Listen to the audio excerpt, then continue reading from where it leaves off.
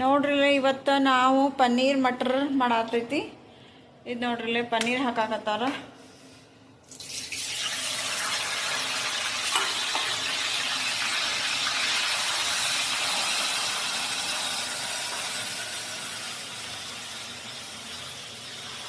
ಪನ್ನೀರ್ ಇದೆ, ಬ್ರೌನಿಶ್ ಪನ್ನೀರ್ ಅಂತ ಇದೆ.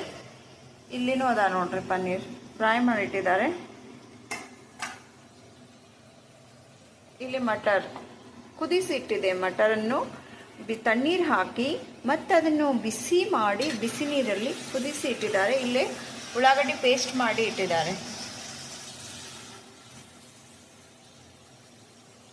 ಅಂದರೆ ಪನ್ನೀರು ಎಷ್ಟು ದಿನ ಆಯಿತು ತಂದಿಟ್ಟು, ಮಾಡೋಕ್ಕೆ ಟೈಮೇ ಸಿಕ್ಕಿದ್ದಿಲ್ಲ. ಅದಕ್ಕೆ ಇವತ್ತು ಪನ್ನೀರ್ ಮಾಡಾಗ್ತಿದೆ.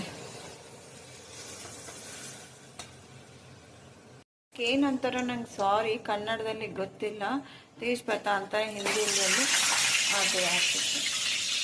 ಆಮೇಲೆ ಈ ಈರುಳ್ಳಿಯನ್ನು ಹಾಕುತ್ತಾ ಇದ್ದೇವೆ. ಉಳ್ಳಾಗಡ್ಡಿಯ ತಿನ್ನಬೇಕು, ಉಳ್ಳಾಗಡ್ಡೆಯ ತಿನ್ನಬೇಕು. ಲಸನ್ ಅದ್ರಕ್ ಅಂದರೆ ಅಲ್ಲ, ಶುಂಠಿ ಬೆಳ್ಳುಳ್ಳಿ ಪೇಸ್ಟನ್ನು ಆ್ಯಡ್ ಮಾಡಿದ್ದಾರೆ. ನೋಡ್ರಿ, ಇಲ್ಲಿ ಈ ತರವಾಗಿ ಬ್ರೌನ್ ಆಗಿದೆ ಪೂರಾ ಉಳ್ಳಾಗಡ್ಡಿ ಎಲ್ಲ ಮಸಾಲ. ಆಮೇಲೆ ಇದರಲ್ಲಿ ಏನು ಆ್ಯಡ್ ಮಾಡ್ತೀನಿ, ಚಿಲ್ಲಿ ಪೌಡರ್. ನಾವು ಮನೆಯಲ್ಲಿ ಮಾಡಿರ್ತೀವಲ್ಲ ಕರ್ನಾಟಕದವರು, ಅದನ್ನೇ ಅದರಲ್ಲಿ ಆ್ಯಡ್ ಮಾಡಬೇಕು. ಆಮೇಲೆ ಹಳದಿ ಅಂದರೆ ಅರಿಶಿಣ ಕುಂಕುಮ ಅನ್ನೋದು ದೊಡ್ಡ ಮಾತು.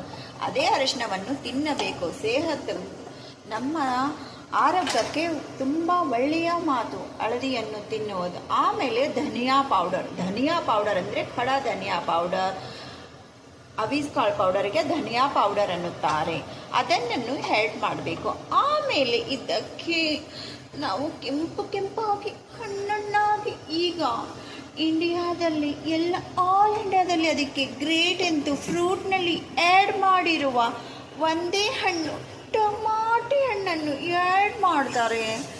ಈಗ ಒಂದು ಸ್ವಲ್ಪ ದಿನ ಈ ಕಡೆ ಆ ಕಡೆ ಅಳ್ಳಗಾಡಿಸುತ್ತಾರೆ.